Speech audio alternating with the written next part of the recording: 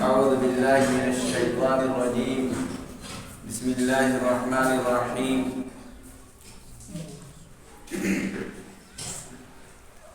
لقد كان لكم في رسول الله أسوة حسنة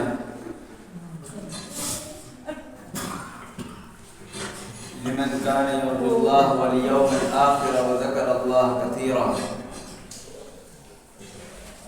صدق الله العظيم.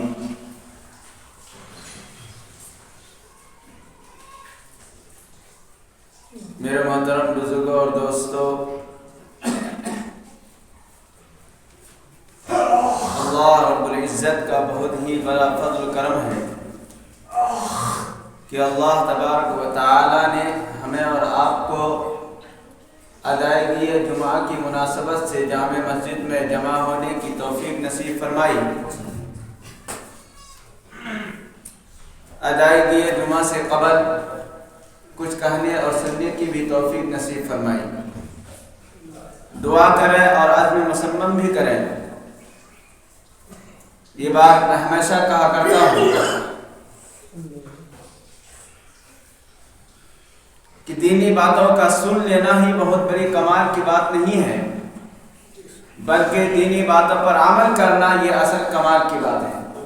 اس لیے ہمیشہ عزم لے کر کے بیٹھیں کہ جو کچھ بھی کہا جائے، کہنے والا چاہے کوئی ہو، چھوٹا ہو بڑا ہو، قرآن و حدیث کی بات کر رہا ہے تو ہمیں ان تمام باتوں پر عمل کرنا ہے۔ میرے دوستو، میں نے گزشتہ ہفتہ بھی آپ حضرات کے سامنے ایک اہم موضوع کے تحت، جس کی طرف عام طور پر لوگوں کا دھیان کم جاتا ہے، ہم اس کی طرف توجہ بہت کم کرتے ہیں، میں نے کہا تھا کہ یقیناً نماز کا ادا کرنا یہ ضروری ہے۔ تمام عبادتوں کا سرخیل نماز ہے، نماز کے بغیر کوئی عبادت قابل قبول نہیں ہے۔ روزہ رکھنا بھی ضروری ہے، مالدار پر زکوٰۃ دینا بھی ضروری ہے، جو حج کی استطاعت رکھتا ہے اس پر حج کرنا بھی فرض ہے۔ میں نے ایک بات کی طرف اشارہ کیا تھا کہ الحمدللہ بہت سارے حضرات نماز بھی ادا کر لیتے ہیں، روزہ بھی رکھ لیتے ہیں، لیکن ہم اپنی زندگی کو پاک و صاف رکھنے کی کوشش نہیں کرتے، معاملات کو پاک و صاف رکھنے کی کوشش نہیں کرتے ہیں، اور یوں سمجھیے کہ عام طور پر لوگ معاملات کو دین سے بالکل خارج ہی سمجھتا ہے، معاملات کو دین سے خارج ہی سمجھتا ہے، یوں سمجھتا ہے کہ نماز ہم ادا کر لیے، روزہ رکھ لیے، مولانا بن گئے، حافظ صاحب بن گئے، 4 جماعت لگا لیے، چلہ لگا لیے، چلہ میں چلے گئے، 3 دن میں چلے گئے، دین کی بات سن لیے، یہی اصل دین ہے۔ معاملات کو عام طور پر چاہے حاجی ہو، عالم ہو، حافظ ہو، چاہے جماعت کے لائن سے جڑا ہوا ہو، میں بات انہی حضرات کے کر رہا ہوں، اس لیے کہ یہ تو ہم جانتے ہیں کہ ایک شخص شرابی ہے تو ہر ایک اس کو برا سمجھتا ہے، ایک شخص جواری ہے ہر ایک اس کو برا سمجھتا ہے۔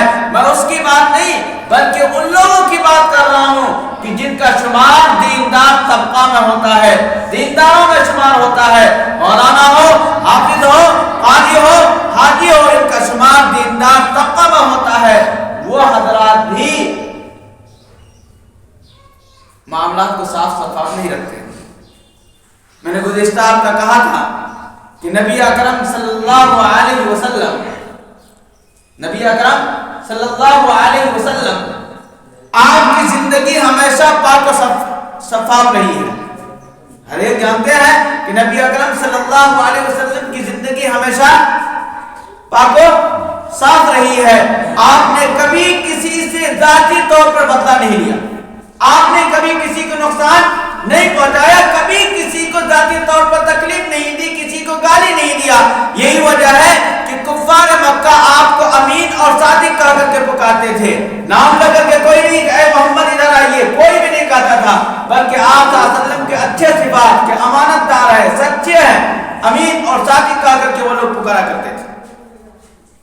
اس کے باوجود نبی اکرم صلی اللہ علیہ وسلم کے بارے میں آتا ہے، حدیث میں آتا ہے کہ جب نبی اکرم صلی اللہ علیہ وسلم کی عمر مبارک 63 سال ہوئی. کتنی سال ہوئی؟ 63 سال ہوئی. آپ صلی اللہ علیہ وسلم کے اللہ کی طرف سے بلانے کا فیصلہ ہو گیا کہ آپ رب کائنات کے پاس جانا ہے. اس حالت میں آپ صلی اللہ علیہ وسلم بہت سخت بیمار پڑ گئے. بخار اتنا سخت تھا، اتنا سخت ہوا کہ آپ صلی اللہ علیہ وسلم نہایت کمزور ہو گئے. بغیر آدمی کے سہارے کے آپ چل بھی نہیں سکتے تھے. بغیر آدمی کے سہارے کا آپ صلی اللہ علیہ وسلم چل بھی نہیں سکتے تھے. اسی بیماری کے زمانے کا واقعہ ہے کہ جب بیماری کے آخر ایام میں ایک مرتبہ نبی اکرم صلی اللہ علیہ وسلم 2 صحابی کے سہارے آپ صلی اللہ علیہ وسلم مسجد نبوی میں تشریف لے گئے اور آپ صلی اللہ علیہ وسلم نے وہاں مختصر خطبہ دیا اور فرمایا کہ دیکھو میرا وصال کا وقت قریب آ گیا ہے، لہذا میری ذات سے اگر کسی کو کوئی تکلیف پہنچی ہے یا میرے اوپر کسی کا کوئی حق ہے تو آج مجھ سے لے لو، آخرت کے لیے اس کو بچا کر کے مت رکھو. آخرت کے لیے اس کو بچا کر کے نہیں رکھو کہ آج تو نہیں لو، کل قیامت کے دن آخرت میں تم مطالبہ کرو. اس لیے آج کسی کو کوئی بھی تکلیف پہنچی ہے، کوئی بھی نقصان پہنچا ہے، مالی اعتبار سے کسی کا میرے اوپر کوئی حق ہے تو وہ آج آ کر کے مجھ سے لے لے. میرے دوستو ذرا سوچنے کی بات ہے، غور کرنے کی بات ہے. کون ذات اقدس جس نے کبھی کسی کو تکلیف نہیں پہنچائی؟ آپ نے کبھی کسی کو ذاتی طور پر کسی کو گالی نہیں دیا، کبھی کسی کو برا بھلا نہیں کہا. آپ ہمیشہ سچ بولتے تھے، کبھی جھوٹ نہیں بولا. آپ امانت دار تھے، کبھی کسی کا 1 روپیہ، کبھی کسی کا بھی 1 روپیہ آپ نے اپنے قبضے میں نہیں لیا. ایسی ذات یہ کہہ رہی ہے کہ میرے اوپر کسی کا حق ہے تو مجھ سے آ کر کے لے لو. اخیر زمانہ میں مرض الوفات میں آپ صلی اللہ علیہ وسلم یہ کہہ رہے ہیں تو ہمارا سما کا کیا ہونا چاہیے؟ ہمارا رحم کا کیا حال ہونا چاہیے؟ ہمارا رحم کا کیا حال ہونا چاہیے؟ طبقات کبریٰ میں ابن سعد رحمۃ اللہ علیہ نے لکھا ہے کہ نبی اکرم صلی اللہ علیہ وسلم کے وصال کے بعد، غور سے سنیے گا، یہ کوئی نماز کا موضوع نہیں ہے، روزہ کا موضوع نہیں ہے، بلکہ ہماری زندگی کا موضوع ہے. ہم اپنی زندگی کو کیسے رکھتے ہیں ہر ایک کو دھیان دینا ہوگا. آپ صلی اللہ علیہ وسلم کے وصال کے بعد حضرت ابوبکر صدیق رضی اللہ تعالیٰ عنہ اعلان کروائے کہ اگر کسی کا کوئی حق نبی صلی اللہ علیہ وسلم کے ذمہ میں ہے تو وہ آ کر کے مجھ سے لے لے، وہ آ کر کے مجھ سے لے لے. پھر حضرت علی رضی اللہ تعالیٰ عنہ نے اعلان کروایا کہ اگر کسی کا کوئی حق ہے نبی صلی اللہ علیہ وسلم کے ذمہ میں تو وہ آ کر کے مجھ سے لے لے. اور نبی اکرم اور اسی لکھا ہے کہ ہر سال حج کے موقع پر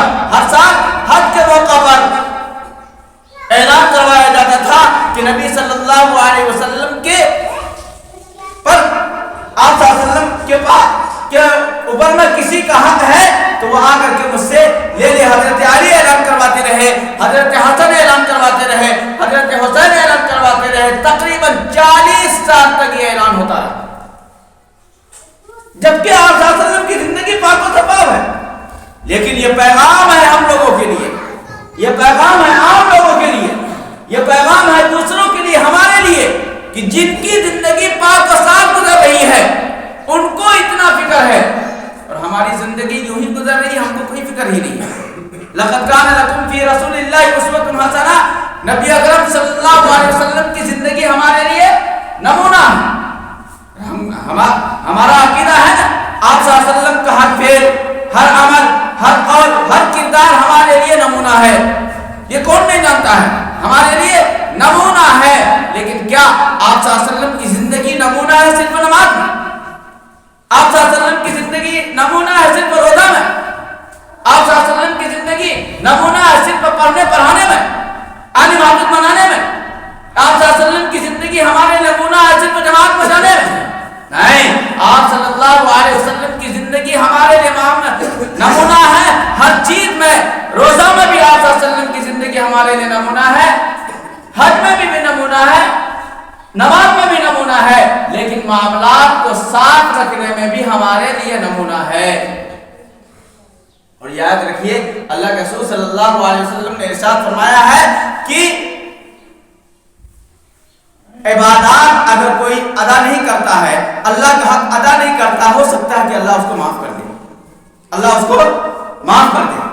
اس کا کہنے کا مطلب نہیں ہے کہ ہم نماز نہیں پڑھیں گے، نماز ہم پر فرض ہے پڑھنا۔ ہم خدا نہ خواستہ اگر کسی کی نماز قضا ہو گئی، چھوٹ گئی، نماز نہیں پڑھا، اللہ اگر چاہے تو اپنی مرضی سے اس کو معاف کر دے، اللہ چاہے تو اس کو معاف کر سکتا ہے۔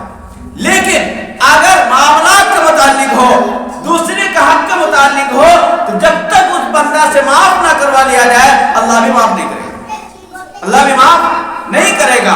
ہم لوگ فضائل اعمال سنتے ہیں نا، پڑھتے ہیں، اس میں ایک حدیث لکھی ہوئی ہے، میں نے گزشتہ ہفتہ بھی آپ کو سنایا تھا۔ عام طور پر ہم لوگ سنتے ہیں تو یاد نہیں رکھتے ہیں، عام طور پر وہ حدیث پڑھی جاتی ہے کہ نبی کریم صلی اللہ علیہ وسلم نے فرمایا کہ بتاؤ میری امت کا مفلس کون ہے، میری امت کا مفلس کون ہے؟ صحابہ نے کہا کہ مفلس غریب کون آدمی ہے جس کے پاس روپیہ نہ ہو، پیسہ نہ ہو، درہم و دینار نہ ہو، وہ غریب ہے۔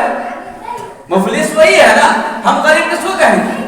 جس کے پاس پیسہ نہ ہو، روپیہ نہ ہو، ساز و سامان نہ ہو، اسی کو غریب کہیں گے نا۔ آپ صلی اللہ علیہ وسلم نے فرمایا کہ نہیں، میرے امت کا مفلس وہ شخص ہے کہ کل قیامت کے دن روزہ بھی لے کر کے آئے گا، یعنی روزہ بھی ادا کیا ہوگا، نماز بھی ادا کیا ہوگا، زکات بھی ادا کیا ہوگا، حج بھی کیا ہوگا، لیکن اپنی زندگی میں کسی کو گالی بھی دیا ہوگا، کسی پر الزام بھی لگایا ہوگا، کسی پر بہتان بھی لگایا ہوگا، کسی کو جبرن مارا بھی ہوگا، ظلمن کسی کو مارا ہوگا، کسی کے ساتھ ناانصافی کیا ہوگا، کسی کی زمین پر قبضہ کیا ہوگا۔ کل قیامت کے دن اللہ تعالیٰ ان کی تمام نیکیاں اس مظلوم کو دے دیں گے جس کے ساتھ اس نے ظلم کیا تھا، اور اگر پھر بھی رہ گیا تو اس کے تمام گناہ اس کے سر پر ڈال دیے گئے۔ یہ سچ مفلس ہے، غریب یہ ہے کہ آئے گا تو سب چیز لے کر کے آئے گا، تو سب چیز لے کر کے، لیکن خالی ہاتھ ہے، سب چیز مظلوم کو دے دیا جائے گا، سب چیز مظلوم کو دے دیا جائے گا۔ اس لیے میرے دوستو یاد رکھیے، آج ہماری ضرورت اس بات کی ہے کہ ہم دھیان دیں، تھوڑا غور و فکر کریں، اپنی زندگی کا محاسبہ رہے کہ آج ہم کس اعتبار سے زندگی گزار رہے ہیں، کیا معاملہ صاف شفاف رکھ رہے ہیں۔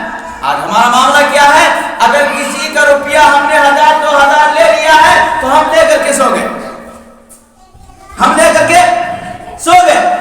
کسی کا قرضہ ہے تو ہم لے کر کے سو گئے، دکان کا ادھار ہے تو ہم لے کر کے سو گئے، کسی کا کوئی معاملہ ہے تو ہم مکمل طور پر سو جاتے ہیں۔ ہم زمین پر قبضہ کیے ہوئے رہتے ہیں ناجائز طور پر۔ اللہ کے رسول صلی اللہ علیہ وسلم نے ارشاد فرمایا، اگر کسی نے ناجائز طریقے پر کسی کا 1 درہم بھی لیا ہے، اور سے سنیے گا، اللہ کے رسول صلی اللہ علیہ وسلم نے فرمایا اگر کسی نے ناجائز طور پر کسی کا 1 درہم، 1000 2000 10,000 20,000 کی بات نہیں ہو رہی ہے، 1 درہم لیا ہے تو کل قیامت کے دن 700 مقبول نمازیں ان کو دینی پڑے گی۔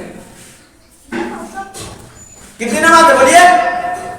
700 مقبول نمازیں۔